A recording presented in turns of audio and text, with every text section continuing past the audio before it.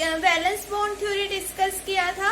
आज अगर हम बात करें वैलेंस बॉन्ड थ्योरी किया था, valence shell electron pair repulsion theory क्या होती है, बॉन्ड कैरेक्टरिस्टिक्स, बॉन्ड के क्या क्या पैरामीटर्स होते हैं, like bond length, bond angle, bond order, ये सब हमने लास्ट लेक्चर्स में कंप्लीट कर लिया था।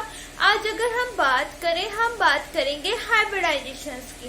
अब हाइब्रिडाइजेशंस को कंसेप्ट स्टार्ट करने से पहले हम बात करेंगे कि हमें इसकी जो हाइब्रिडाइजेशन है इसकी नीड क्यों पड़ी। अब सबसे पहले अगर हम वीबीटी की बात करें, वीबीटी क्या होती है, valence bond theory. Valence bond theory के अकॉर्डिंग अगर हम बात करें CH4 में मीथेन में सेंट्रल एटम हमारा कार्बन होता है, कार्बन का एटॉमिक नंबर 6 होता है। इसकी हाइब्रिडाइजेशन की बात करें 1s2, 2s2, 2p2, मतलब S में हमारे पास 2 और P में हमारे पास भी 2 आएंगे। ठीक है, S में अपोजिट स्पिन होता है ना, और P में भी हमारे पास 2। ये तो ग्राउंड स्टेट कॉन्फ़िगरेशन है, ये तो थी ग्राउंड स्टेट कॉन्फ़िगरेशन। अगर हमने इलेक्ट्रॉन को एक्साइटेड करा दिया, एक्साइटेड स्टेट में क्या होगा, ये जो s ऑर्बिटल में पेयरिंग थी ना वो किस में चला जाएगा, p ऑर्बिटल में। तो हमारे पास हो गए 4 के 4 अनपेयर इलेक्ट्रॉन। ठीक है, अब इसको क्या करना है, हाइड्रोजन के साथ बॉन्ड बनाना है। तो एक तो हाइड्रोजन भी s ऑर्बिटल में होते हैं, मतलब 4 होते हैं, हर एक जो 4 इलेक्ट्रॉन होते हैं वो s ऑर्बिटल में। तो एक तो बनेगा ss के बीच में बॉन्ड, सेकेंड sp4। इस तरीके से हमारे पास टेट्राहेड्रल स्ट्रक्चर की फॉर्मेशन होगी। ठीक है, मतलब इसमें क्या होंगे, 4 डिफरेंट ऑर्बिटल होंगे। इन 4 डिफरेंट ऑर्बिटल की एनर्जी भी डिफरेंट होगी। ठीक है, तो हाइब्रिडाइजेशन ने क्या किया, हाइब्रिडाइजेशन किसने दिया था, पुलिंग एंड सेल्टर ने ये कॉन्सेप्ट लिया था।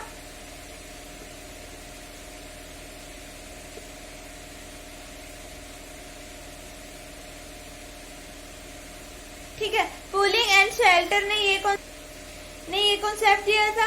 अब अगर हम बात करें, मैंने आपको क्या बोला कि अगर हम वैलेंस बॉन्ड थ्योरी के अकॉर्डिंग बात करें तो हमारे पास 4 डिफरेंट ऑर्बिटल होंगे।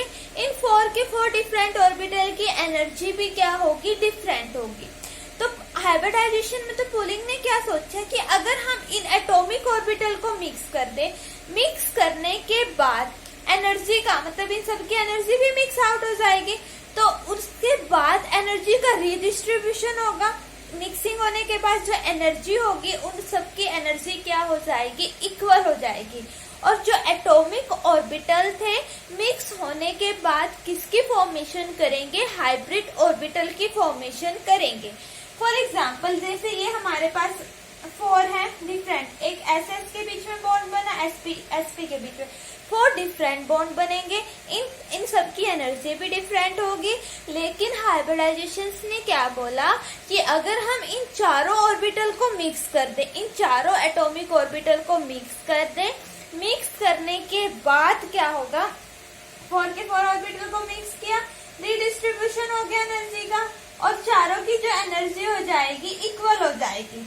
ठीक है, इसके बाद हाइब्रिडाइजेशन क्या आई यहाँ पर, या sp3 हाइब्रिडाइजेशन आई, sp3 मिक्स होने के बाद एटॉमिक ऑर्बिटल मिक्स होंगे।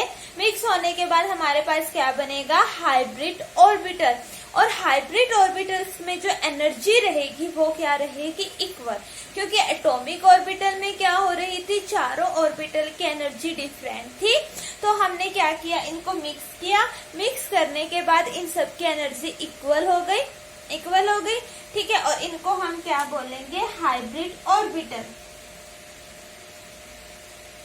अब कितने हाइब्रिड ऑर्बिटल की फॉर्मेशन हो रही है ये किस चीज पर डिपेंड करेगा, कितने एटॉमिक ऑर्बिटल कंबाइन हो रहे हैं। अब यहाँ पर कितने एटॉमिक ऑर्बिटल कंबाइन हुए थे, 4।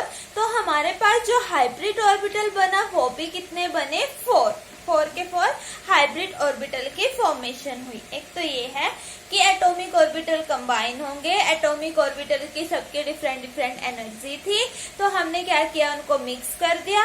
मिक्स करने से उनकी एनर्जी क्या हो गई, इक्वल हो गई, एनर्जी। एनर्जी क्या हो गई उनकी, इक्वल हो गई, और उनको हमने क्या बोला, हाइब्रिड ऑर्बिटल। और इससे हमारे पास हाइब्रिडाइजेशन का कॉन्सेप्ट क्लियर हुआ, इससे हमारे पास हाइब्रिडाइजेशन कॉन्सेप्ट की डिस्कवरी हुई। ठीक है, कि मिक्स होना, एटॉमिक ऑर्बिटल का मिक्स होना। अब कौन से एटॉमिक ऑर्बिटल मिक्स होंगे, हमारे पास क्वेश्चन राइज होता है कि कौन से एटॉमिक ऑर्बिटल मिक्स होंगे। वही एटॉमिक ऑर्बिटल मिक्स होंगे जिनकी या तो एनर्जी, ज्यादा एनर्जी में डिफरेंस नहीं होना चाहिए, एनर्जी में मिनिमम डिफरेंस होना चाहिए, वही एटॉमिक ऑर्बिटल क्या होंगे, मिक्स होंगे। अब जितने एटॉमिक ऑर्बिटल मिक्स हो रहे हैं उतने ही हाइब्रिड ऑर्बिटल की फॉर्मेशन होगी। जितने एटॉमिक ऑर्बिटल यहाँ पे 4 मिक्स हो रहे थे, तो हमारे पास हाइब्रिड ऑर्बिटल भी कितने बनेंगे, 4 बनेंगे। 4 के 4 हाइब्रिड ऑर्बिटल की फॉर्मेशन होगी। और जो हाइब्रिडाइजेशन होती है वो एक सिंगल अकेले एटम्स में नहीं हो सकती, लेकिन अगर वो बॉन्ड फॉर्मेशन में इन्वॉल्व हो रहा है देन उसमें हाइब्रिडाइजेशन होगी। Hybridisation never occur in isolated atom, isolated मतलब अकेले एटम्स में हाइब्रिडाइजेशन नहीं होगी, लेकिन अगर वो हाइब्रिडाइजेशन में पार्टिसिपेट मतलब बॉन्ड में पार्टिसिपेट कर रहा है, बॉन्ड की फॉर्मेशन कर रहा है, देन उसमें हाइब्रिडाइजेशन होगी। क्लियर। अब इसके बाद अगर हम बात करें, अगर हमारे पास 4 के 4 बॉन्ड पेयर है तो इससे इनकी जो ज्योमेट्री होगी वो रेगुलर ज्योमेट्री होगी। 4 के 4 बॉन्ड पेयर है तो ज्योमेट्री कैसी होगी, रेगुलर, एक भी लोन पेयर नहीं है, क्योंकि लोन पेयर आने से तो लोन पेयर के बीच में रिपल्शन ज्यादा हो जाता है, तो लोन पेयर आ गया अगर एक भी, तो इससे ज्योमेट्री कैसी हो जाएगी, डिस्टोर्टेड। तो ज्योमेट्री कैसी हो गई, डिस्टोर्टेड ज्योमेट्री हो जाएगी अगर एक भी लोन पेयर आ गया तो। ठीक है, ये सारे हाइब्रिडाइजेशन के पॉइंट्स थे। क्या बताया, पहला फर्स्ट पॉइंट तो मैंने ये बताया कि हाइब्रिडाइजेशन किस में होगी, जितने एटॉमिक ऑर्बिटल होंगे, जितने हमारे पास एटॉमिक ऑर्बिटल, अगर हमारे पास 2 एटॉमिक ऑर्बिटल हैं तो हाइब्रिड ऑर्बिटल भी 2 ही बनेंगे। तो ऐसे इस तरीके से हाइब्रिड ऑर्बिटल भी हमारे पास 2 की ही फॉर्मेशन होगी। इनकी एनर्जी डिफरेंट थी और कंबाइन होने के बाद इनकी एनर्जी हो गई इक्वल। और जो हाइब्रिडाइजेशन होती है, hybridisation never occur in isolated atom, isolated atom में नहीं होगी हाइब्रिडाइजेशन, लेकिन अगर वो बॉन्ड फॉर्मेशन में पार्टिसिपेट कर रहा है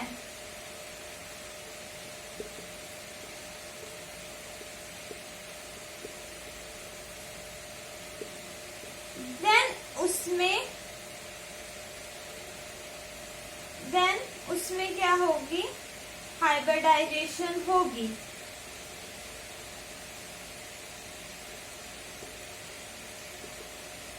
ठीक है, सेकंड पॉइंट, फर्स्ट तो ये था कि हाइब्रिडाइजेशन से जितने एटॉमिक ऑर्बिटल होंगे उतने ही एटॉमिक ऑर्बिटल के कंबाइन होने से हमारे पास क्या बनेगा, हाइब्रिड ऑर्बिटल।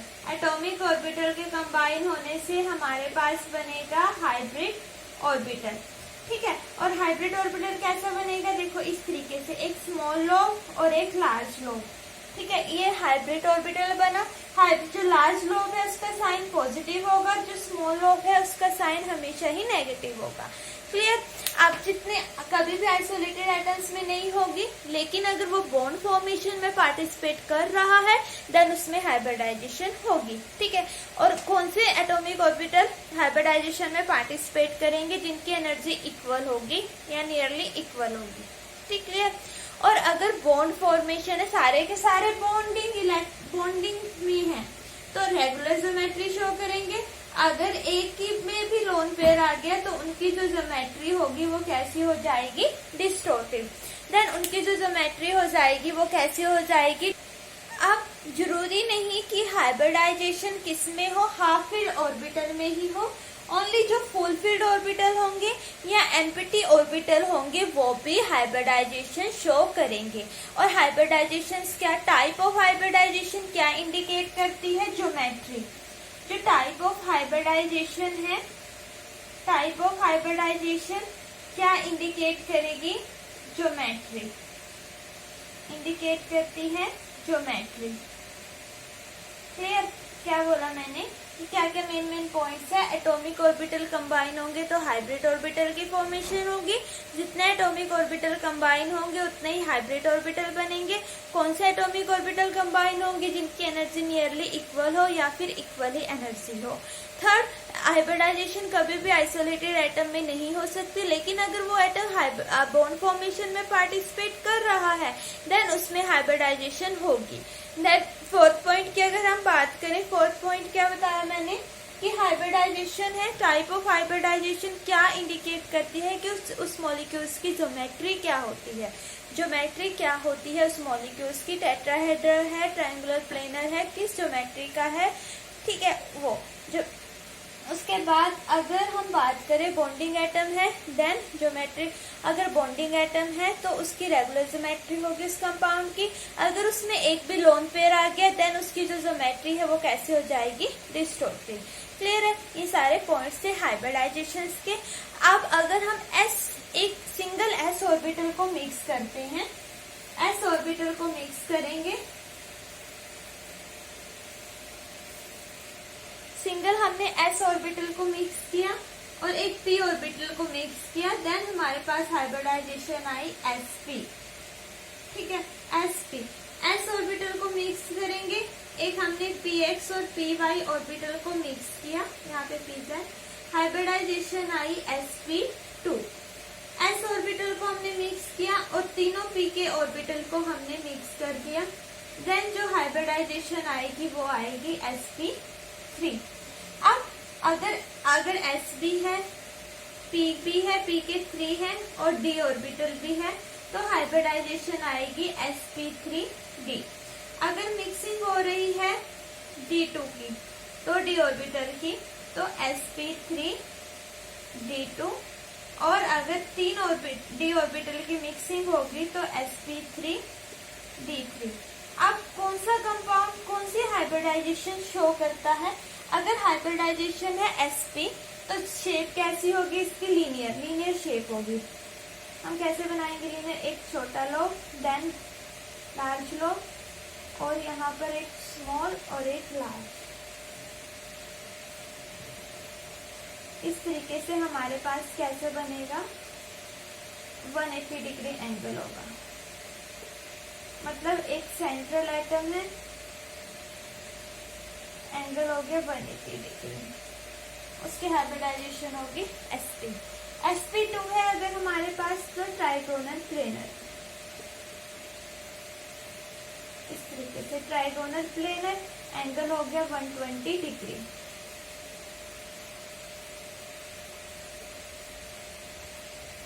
और अगर sp3 है तो टेट्राहेड्रल, sp3 है तो टेट्राहेड्रल और एंगल हो जाएगा 109 डिग्री 28 मिनट। कोई भी लोन पेयर नहीं है, अगर लोन पेयर आ गया तो यहाँ पे बॉन्ड एंगल इनका डिक्रीज हो जाता है। अगर sp3d है तो ट्राइगोनल बाइपिरामिडल शेप बनेगी इस तरीके से, ट्राइगोनल बाइपिरामिडल शेप। यहाँ पर ये तो हो गई एक्सियल पोजीशन पर होंगे, दो बॉन्ड 90 डिग्री का एंगल होगा और तीन तो किस पे होंगे? इक्वेटोरियल पोजीशन पे। इक्वेटोरियल पोजीशन, एक्सियल पोजीशन और equatorial position. Axial position, equatorial position हो गई और इसमें एंगल हो गया 120। एंगल इक्वेटोरियल वाली में एंगल हो जाएगा 120। क्लियर? और एक्सियल में 90 डिग्री। अब हाँ, इसकी जो शेप होगी वही होगी ट्राइगोनल बाइपिरामिडल।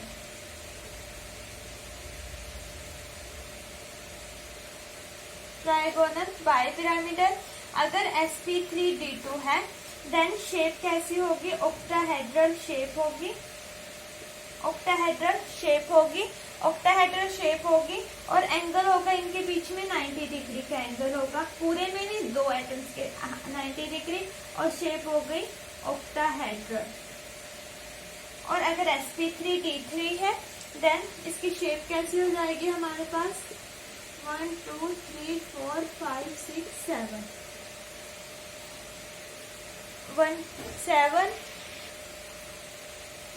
72 और 90, ये तो 90 वाले पे हो जाएंगे और इनके बीच में जो एंगल होगा वो होगा 72 डिग्री। ठीक है, ये हो गई पेंटागोनल बाइपिरामिड।